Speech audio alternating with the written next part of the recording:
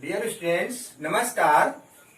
आज के इस लेक्चर सीरीज में हम समस्त लोग प्रेजेंट कंटीन्यूअस टेंस के विषय में बातचीत करेंगे, क्योंकि प्रेजेंट कंटीन्यूअस टेंस कैसे बनाते हैं, उसकी पहचान करते हैं, कैसे करते हैं और पहचान करने के बाद में उसका अनुवाद बनाने का तरीका क्या होता है।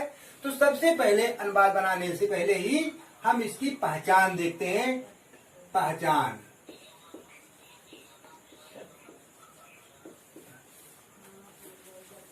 प्रेजेंट कंटीन्यूअस टेंस की पहचान कैसे करते हैं।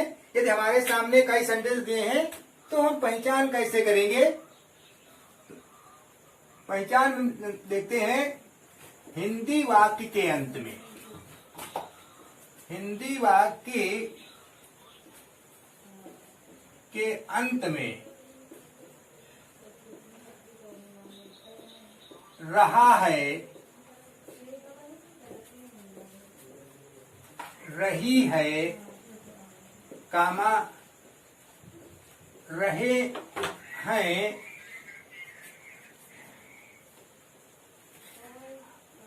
अथवा रहा हूं आता है।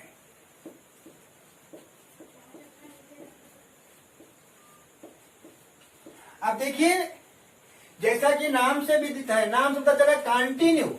कंटिन्यू मीन्स जारी रखना, अर्थात जो कार्य निरंतर चल रहा है वो ही हमारा कंटिन्यूअस है। जैसे कहा, मैं पढ़ रहा हूं, वह जा रहा है, वह सो रहा है, वह खेल रही है, सभी में रहा है, रही है, आ रहे हैं। तो इस प्रकार से ये हमारे वाक्य ही प्रेजेंट कंटीन्यूअस टेंस के कहलाएंगे। अब इतना करने के बाद में जब हमारे सामने पता चल गया कि कंटीन्यूअस टेंस की पहचान होती है, तो हम देखते हैं अनुवाद बनाने का नियम। अनुवाद का नियम, अनुवाद का नियम।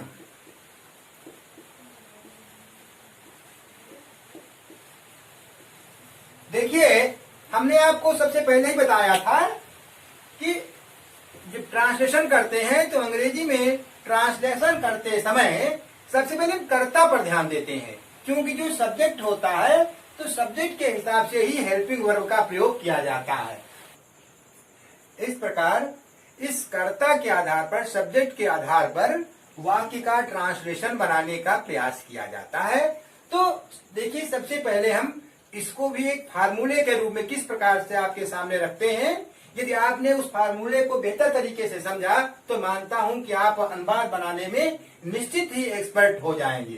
तो देखिए, हमने आपको पहले बताया, इसमें कर्ता दो प्रकार के होते हैं, सिंगुलर नंबर और प्लूरल नंबर। तो उसी प्रकार से नियम में देखिए, पहला है ही,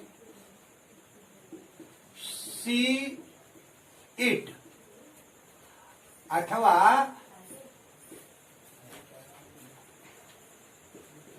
कर्ता एक वचन होने पर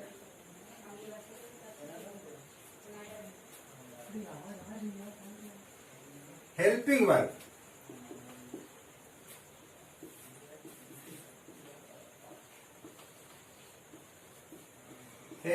वर्ब इज तथा मैं, आई के साथ आई एम एवं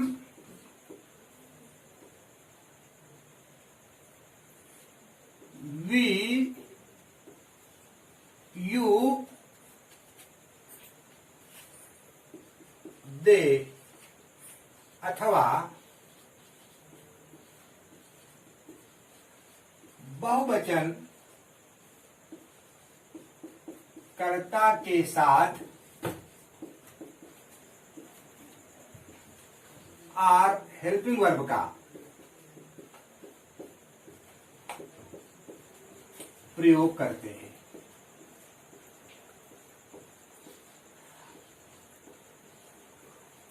अब ध्यान देने वाली बात है कि ही सी इट अथवा कर्ता एक वचन यदि है तो हम हेल्पिंग वर्ब आई इज का प्रयोग करेंगे। यदि आई आया है यानी मैं आया है तो उसके साथ में हम आई एम लिखेंगे, अथवा वी, यू, दे या बहुवचन सब्जेक्ट आया है तो हम उसके साथ में हेल्पिंग वर्ब आर का प्रयोग करते हैं। अब इन दोनों बातों को हम एक फार्मूला बेस पर लिख देते हैं। उस फार्मूले के आधार पर ही आपको अनुवाद बनाना बहुत ही इजी हो जाएगा। देखिए फार्मूला क्या है। सबसे पहले हम लिखते हैं subject, subject plus helping verb. अब हेल्पिंग वर्ब के रूप में आपके सामने पहले ही लिखा है। हेल्पिंग वर्ब क्या है? इज, एम, आर, दो बातें हैं। अब और इसके बाद में वर्ब फर्स्ट प्लस आईएनजी लिखते हैं प्लस ऑब्जेक्ट, और इतना करने के बाद में फुल स्टॉप लगा देते हैं। और इस फार्मूले के तहत हम दिए गए सेंटेंस का अनुवाद बना लेते हैं। बस केवल हमको ये फार्मूला ध्यान रहे, और इस फार्मूले के तहत बिना कुछ सोचे, बिना किसी अध्यापक की मदद से हम सीधे सीधे अनुवाद बना सकते हैं। अनुवाद बनाना हमारा बहुत ही सरल हो जाएगा। उदाहरण देखिए,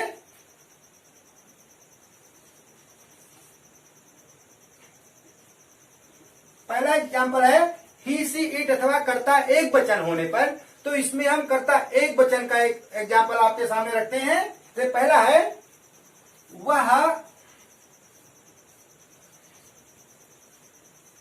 अपने मित्रों के साथ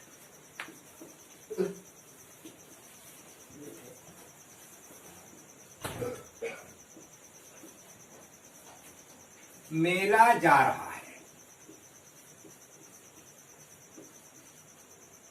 अब देखिए सेंटेंस हमारा थोड़ा लॉन्ग है लेकिन बहुत ही इजी है। सब्जेक्ट हमारा है वह, और वह की अंग्रेजी होती है ही। एक बात और ध्यान रखिए, वह, ही और सी दोनों की अंग्रेजी वह हिंदी वह ही है, लेकिन ही का प्रयोग ही का प्रयोग मैस्कुलिन जेंडर में पुरुष के लिए प्रयोग करते हैं, और सी का प्रयोग वह अर्थात फेमिनिन जेंडर में स्त्रीलिंग में करते हैं। तो यहाँ पर वह मेला जा रहा है, यानी वह हमारा मैस्कुलिन जेंडर में है। इसीलिए जब हम इसका अनुवाद बनाएंगे तो हम लिखेंगे ही।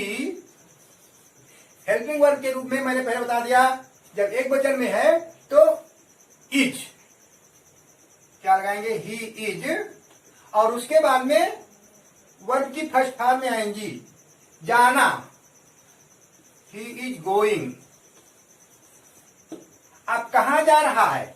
कहां जा रहा है तो कहेंगे मेला, यानी मेला अर्थात मेला को जा रहा है। तो he is going to fair.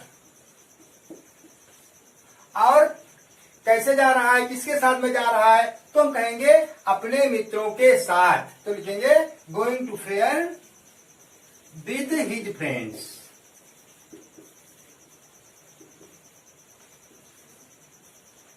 ये आपके सामने सेंटेंस कंप्लीट हुआ।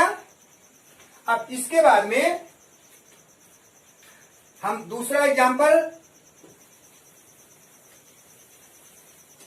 पुनः लिख रहे हैं, और दूसरे एग्जाम्पल में चूंकि हमने बताया था ही, सी, इट अथवा कर्ता एक वचन की बात कही थी, उसके साथ में मैंने आई भी बताया था। तो अब देखिए एक एग्जाम्पल जो मैं से संबंधित है। मैं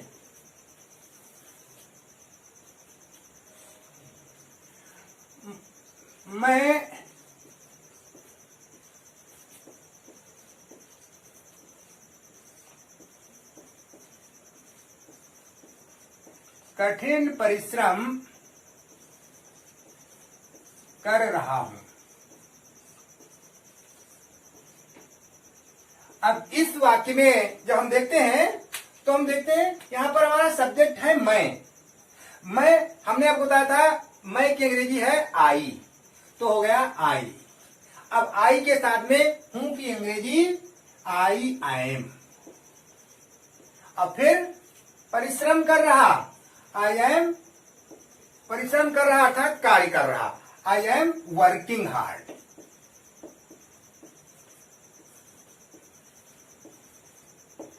बस, इट इज एनफ। ये आपका सेंटेंस कंप्लीट हो गया।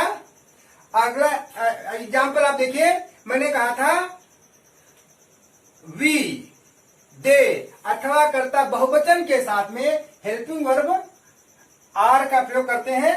इस प्रकार से इसका भी एक एग्जाम्पल आपके सामने है। वे बाजार से वापस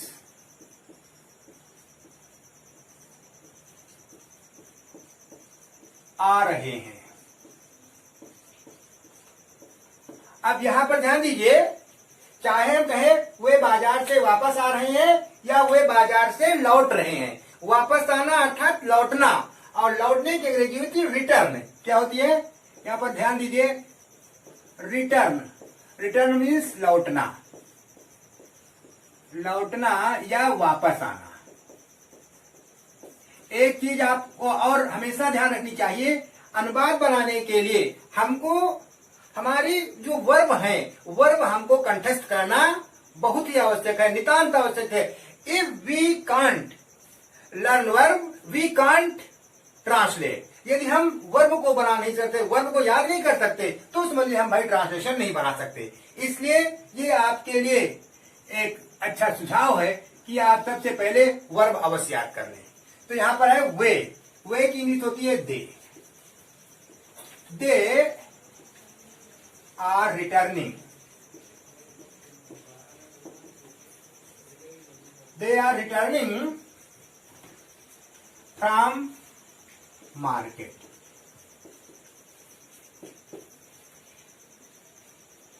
एक सेंटेंस आपका और एग्जांपल के रूप में,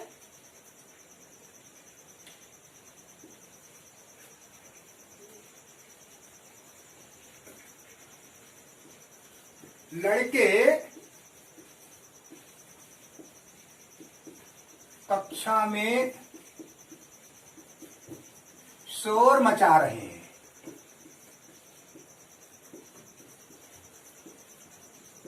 अब ध्यान दीजिए, इसमें सब्जेक्ट है लड़के, तो कहेंगे द बॉयज। अब द बॉयज प्लूरल नंबर में है, therefore we have to use are. Helping verb क्या लगाएंगे? आर। The boys are. अब शोर मचा रहे, शोर मचा रहे अर्थात शोर कर रहे, तो द बॉयज आर मेकिंग।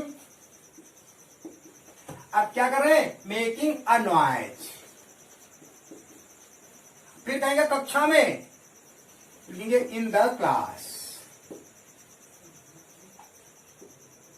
और इस प्रकार से इतना बनाने के बाद में ये हमारा अफर्मेटिव सेंटेंस पूरा हुआ। अफर्मेटिव के बाद में जो अगला सेंटेंस है वो हमारा आता है निगेटिव सेंटेंस।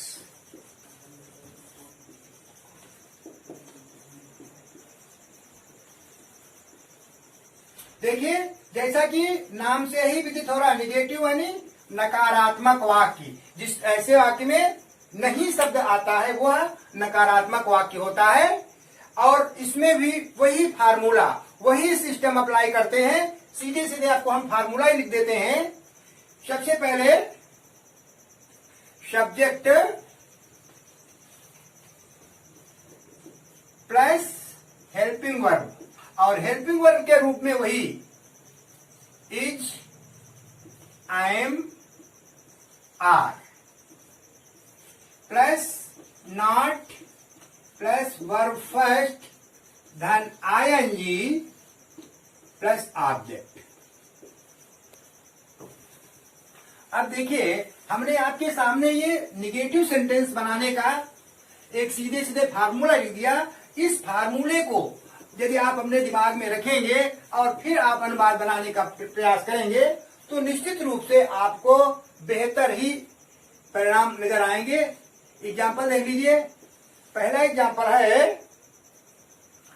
कुत्ता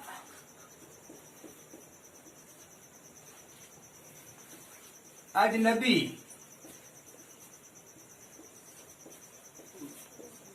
पर नहीं भौंक रहा है।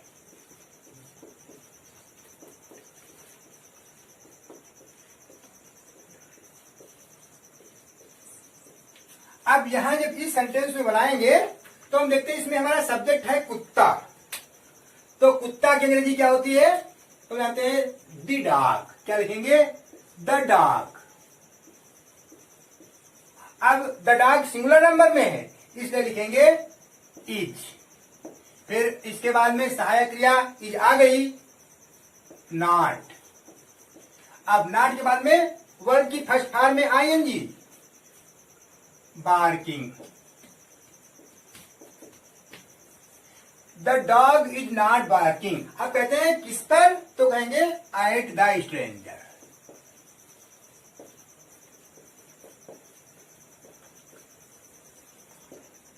ये आपका सेंटेंस कंप्लीट हुआ। दूसरा सेंटेंस,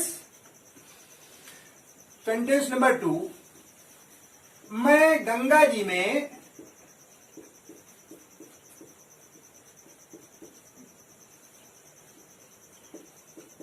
नहीं नहा रहा हूं।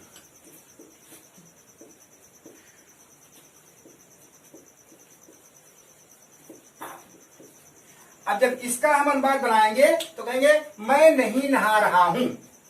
मैं की इंग्लिश आई एम नॉट। अब एक चीज हमें ध्यान रखना है, यहां पर है नहाना। नहाना हमारा वर्ब भी है और नहाना हमारा नाउन भी है। अब देखिए कैसे, यहां पर समझने की बात है। BATH, बात, इसके माने होता है नहाना या स्नान करना। ये जो नहाना है ये हमारा नाउन है। क्या है? नाउन है।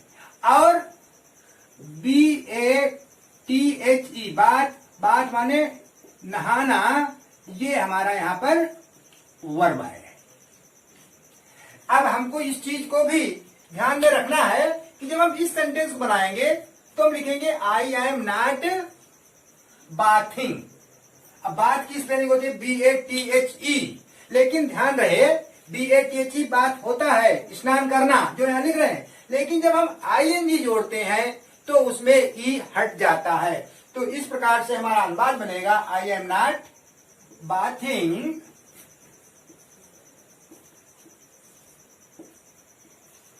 In the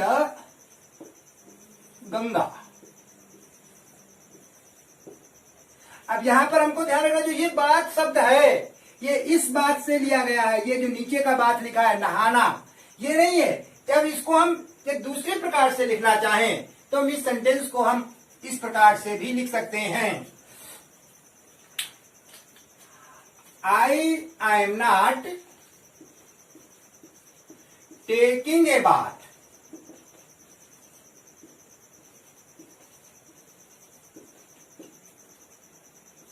in the Ganga.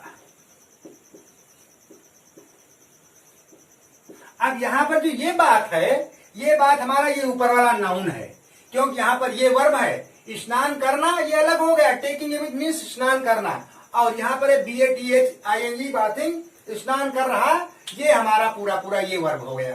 तो इस प्रकार से इस सेंटेंस को हम दो प्रकार से बना सकते हैं। एक और एग्जाम्पल, थर्ड एग्जाम्पल, लड़कियां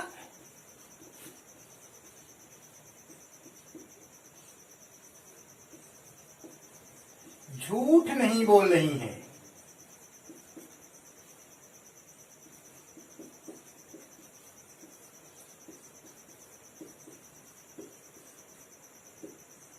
अब जब इस सेंटेंस का हम बात करेंगे तो इसमें सब्जेक्ट है लड़कियां। लड़कियां हमारा प्लूरल नंबर में है, इसलिए लिखेंगे द गर्ल्स। अब द गर्ल्स हमारा प्लूरल है, इसलिए हेल्पिंग वर्ब के रूप में are. The girls are not. अब झूठ बोलना हमने आपको पहले बताया था, इसके जो पहला जो लेक्चर था, जो मैंने आपको प्रेजेंट इंडेफिनिट टेंस बताया था, उसमें मैंने बताया था झूठ बोलना अर्थात टेल ए लाई, सत्य बोलना स्पीक द ट्रूथ। तो यहां पर झूठ बोल रही तो लिखेंगे the girls are not telling a lie, telling और लाई। अब इसका अर्थ निकालेंगे तो कहेंगे लड़कियां झूठ नहीं बोल रही हैं। अब इसके बाद में इस इंट्रोगेटिव निगेटिव सेंटेंस के बाद में हमारा जो अगला सेंटेंस आता है, जो अगला सेंटेंस आता है वो होता है इंट्रागेटिव सेंटेंस। इंट्रागेटिव अर्थात प्रश्नवाचक वाक्य। अब जैसा कि हमने आपको पहले बताया है, इंट्रागेटिव सेंटेंस दो प्रकार के होते हैं।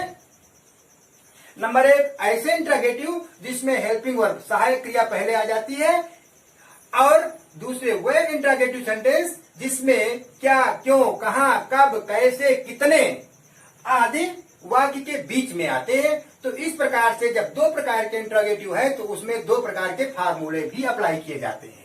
तो यहां पर पहले आप इंट्रोगेटिव देख लीजिए।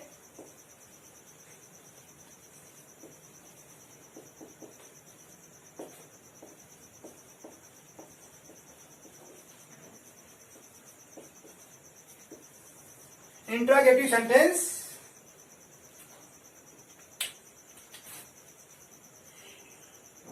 पहला कंडीशन वाला,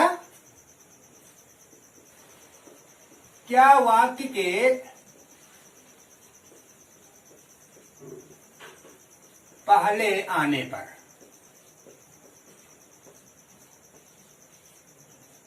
यदि क्या वाक्य के पहले आता है तो हम बनाने के लिए वही फार्मूला क्या अप्लाई करेंगे। तो सबसे पहले हम जब क्या लिखा है तो हम लिखेंगे हेल्पिंग वर्ब, और हेल्पिंग वर्ब क्या है, अर्थात इज, आई एम और आर, यही हमारा हेल्पिंग वर्ब है, plus subject plus verb first धन आईएनजी प्लस ऑब्जेक्ट। और पुनः वही बात, क्योंकि इंट्रोगेटिव सेंटेंस बना रहे हैं इसलिए क्वेश्चन मार्क अनिवार्य है। अब इस प्रकार से हमारा सेंटेंस बन गया। देखिए, इसको भी मैंने आपके यादगार के लिए, आपको की मेमोरी के लिए इस रेक्टेंगल में इसको हम कैद कर देते हैं। दूसरी कंडीशन, दूसरा फार्मूला, क्या, क्यों, कहां, कब, कैसे, कितने वाक्य के मध्य में आने पर।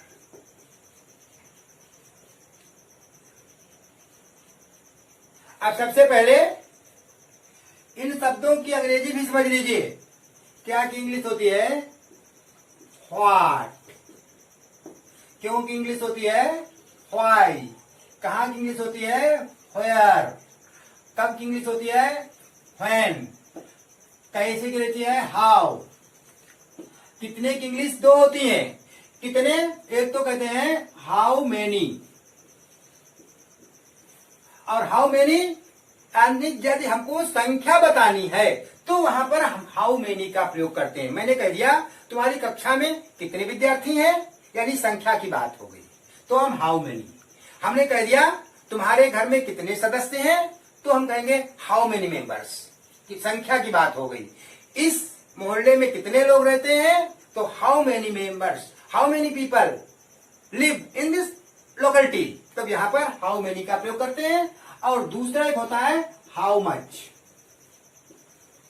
हाउ मच माने भी होता है कितने, लेकिन ध्यान रहे ये हाउ मेनी नंबर के लिए यूज किया जाता है जब नंबर होता है, और हाउ मच ये हमारा क्वांटिटी, मात्रा के रूप में यूज किया जाता है। ये भी हमको ध्यान देने वाली बात है, क्योंकि कहां पर हमको कैसा यूज करना होगा इस बात का यदि हमको ध्यान नहीं है तो हम उल्टा कर देंगे, और यदि उल्टा हो गया तो हमारा सब जितना भी हमने किया है वो सब व्यर्थ। अब दोनों, इसके लिए हम कैसे अनुवाद लिखेंगे, पहले फार्मूला देखिए, क्वेश्चन वर्ड, और क्वेश्चन वर्ड मीन्स यही शब्द जो लिखे हुए प्लस हेल्पिंग वर्ब अर्थात is, I am, are, plus subject plus verb first धन आईएनजी प्लस ऑब्जेक्ट और अंत में क्वेश्चन मार्क। इसको भी हमने रेक्टेंगल में बंद कर दिया। अब इन दोनों फार्मूलों के आधार पर ही हम सीधे सीधे अनुपात बना करके आपको बताते हैं। पहला एग्जाम्पल, जो ये पहले फार्मूले से को बिलोंग करता है,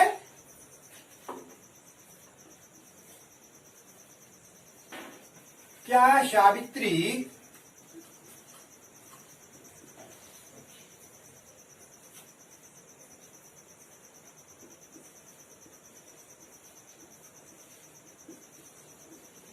झूठ बोल रही है? आप जब इसका अनुवाद बनाएंगे तो पहले हमारे सामने क्या लिखा है, अर्थात हम लिखेंगे इज सावित्री झूठ बोलना, टेलिंग अ लाई। Eight last question mark. Example number 2, दूसरा एग्जाम्पल देखिए।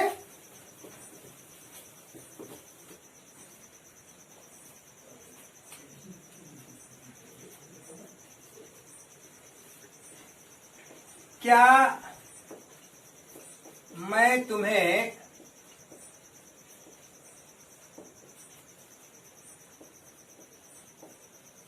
पढ़ा रहा हूं? अब यहां पर क्या मैं तुम्हें पढ़ा रहा हूं, तो इसकी अंग्रेजी बनाएंगे। मैं की इंग्लिश होती है आई। अब आई के अकॉर्डिंग हूं के लिए हम यहां पर प्रयोग करेंगे आई एम आई टीचिंग यू। ये सेंटेंस हुआ। सेंटेंस नंबर 3,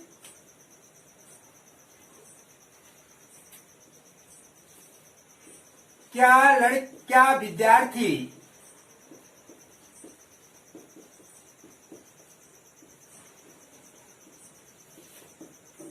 कक्षा में शोर मचा रहे हैं?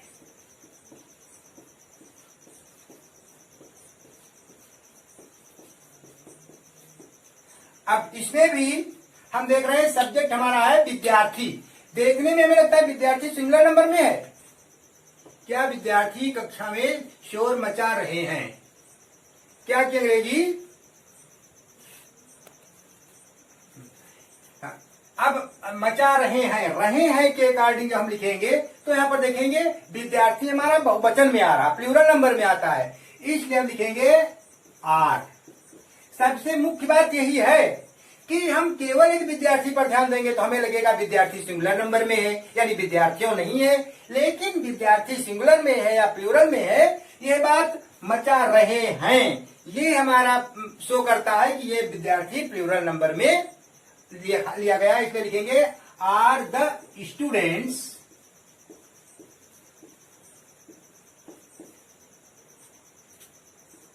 Making a noise.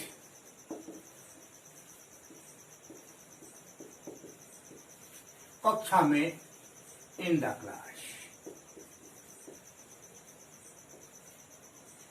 देखिए ऊपर एक थोड़ी मिसिंग हो रही थी, मैंने ऊपर का सेंटेंस लिखा है क्या मैं तुम्हें पढ़ा रहा हूं, आई एम आई टीचिंग यू, लेकिन यहां त्रुटि बस आई एम जो है आई लिख गया है। इसको आप थोड़ा सही कर लीजिए, आई एम लिखेंगे, A M, I am I teaching you.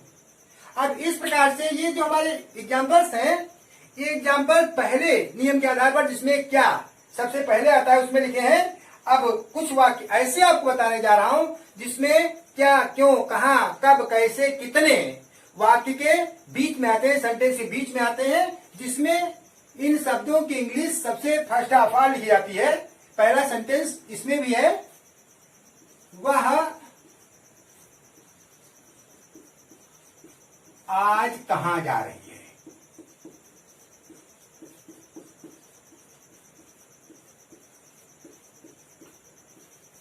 अब इसमें कहां बीच में आया है, तो सबसे पहले हम कहां की अंग्रेजी लिखेंगे, अर्थात कहां की इंग्लिश व्हेयर। व्हेयर अब यहां पर हेल्पिंग वर्ब के रूप में हुआ है तो लिखेंगे इज। व्हेयर इज सी, जाना, गोइंग। और आज टुडे, टुडे मीन्स आज। अंत में क्वेश्चन मार्क। सेंटेंस नंबर 5,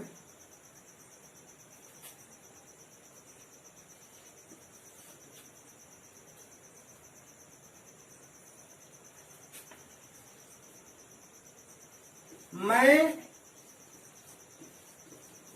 तुम्हें क्या पढ़ा रहा हूं।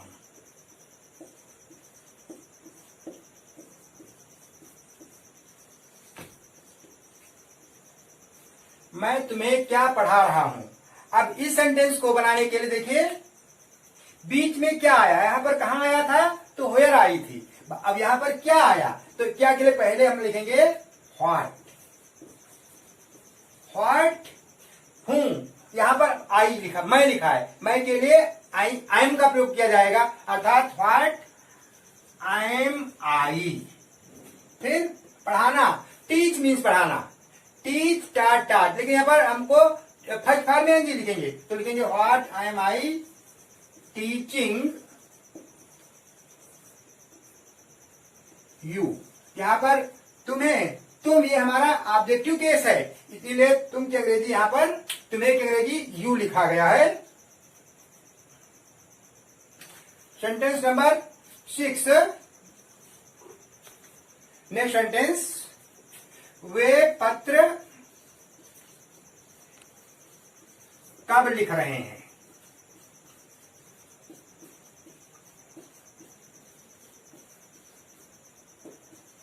अब कब की अंग्रेजी पहले लिखेंगे तो कब की इंग्लिश होती है when. When are they writing the letter. अंत में क्वेश्चन मार्क। इस प्रकार से हमारा इंट्रागेटिव सेंटेंस कंप्लीट हुआ। और इंट्रागेटिव सेंटेंस लिखने के बाद में जो अगला सेंटेंस आता है वो आपका इंट्रागेटिव निगेटिव सेंटेंस आता है। हम सोचते हैं जब तक इंट्रागेटिव सेंटेंस इंट्रागेटिव निगेटिव नहीं बताते हैं आपका एक कार्यक्रम पूरा नहीं होगा, इसलिए थोड़ा टाइम तो ज्यादा लग रहा है, लेकिन फिर भी आपकी बेहद तैयारी हो सके, कोई मिसिंग न हो, इसके लिए हम सोचते हैं कि आज के समय में वो भी बता दें, नहीं तो वो आपका मिस हो जाएगा। थोड़ा समय ही ज्यादा सही। इंट्रोगेटिव निगेटिव सेंटेंस,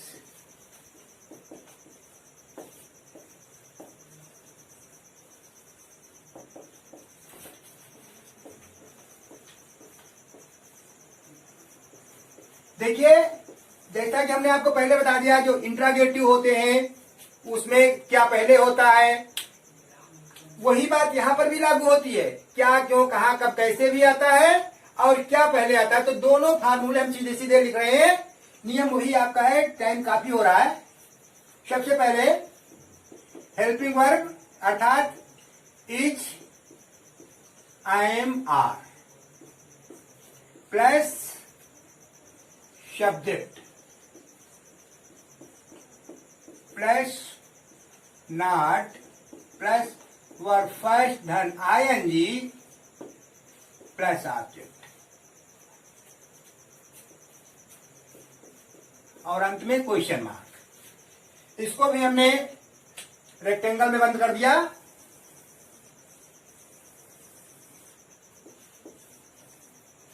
दूसरा फार्मूला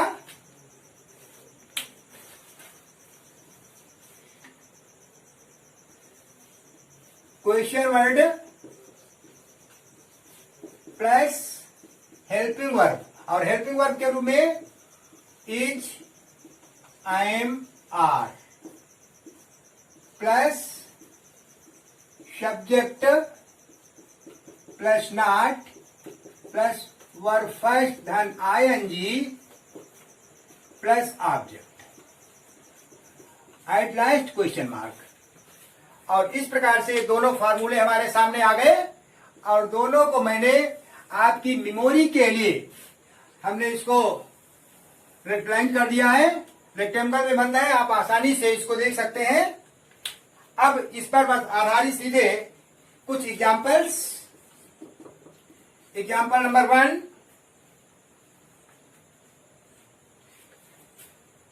क्या सत्यम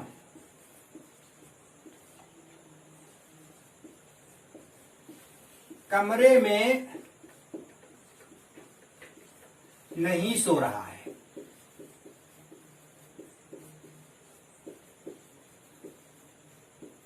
अब यहां पर ध्यान दीजिए, सब्जेक्ट है सत्यम।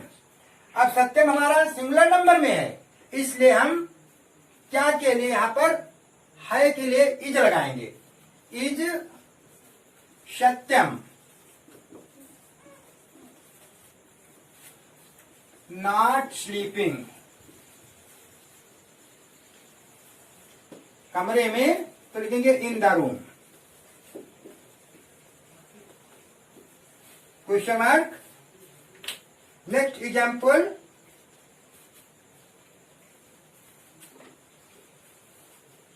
क्या लड़के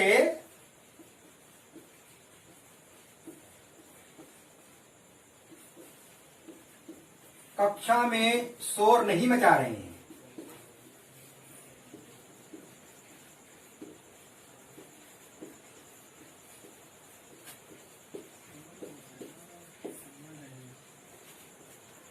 अब जब इसका अनुपात बनाएंगे तो लड़के हमारा प्लूरल नंबर में है तो लिखेंगे are the boys not making a noise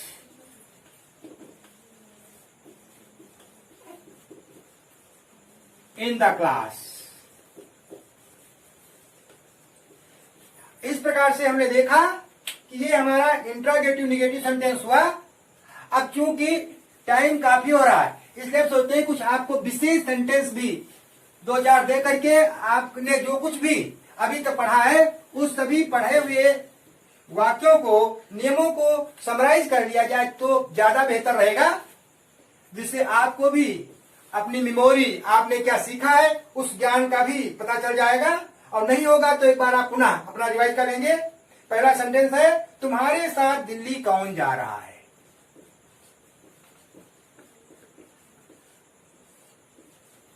तुम्हारे साथ दिल्ली कौन जा रहा है?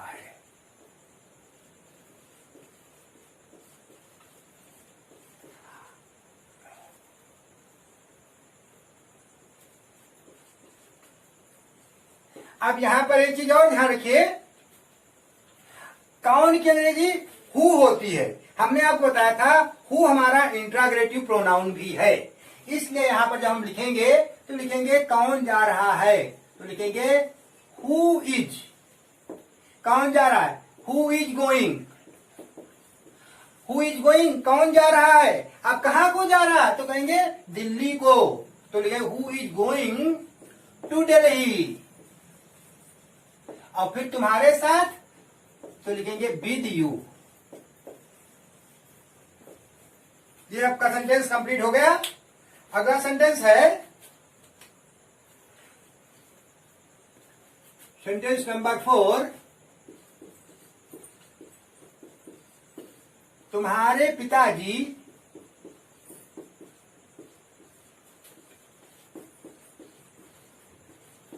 कौन सी पुस्तक पढ़ रहे हैं?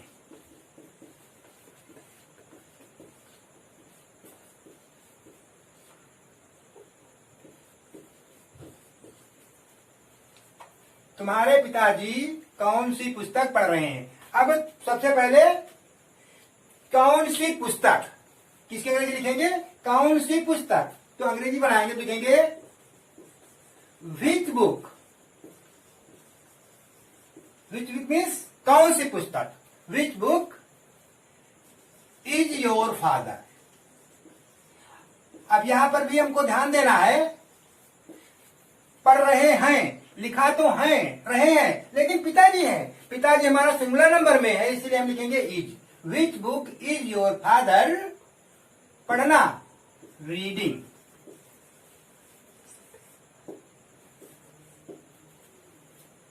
सेंटेंस एक और लास्ट सेंटेंस लिखा है, उसके बाद में आज का कार्यक्रम यहीं पर पूर्ण होता है। कमला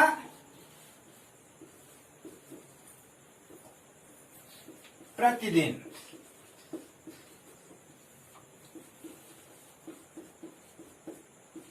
कितना दूध पी रही है?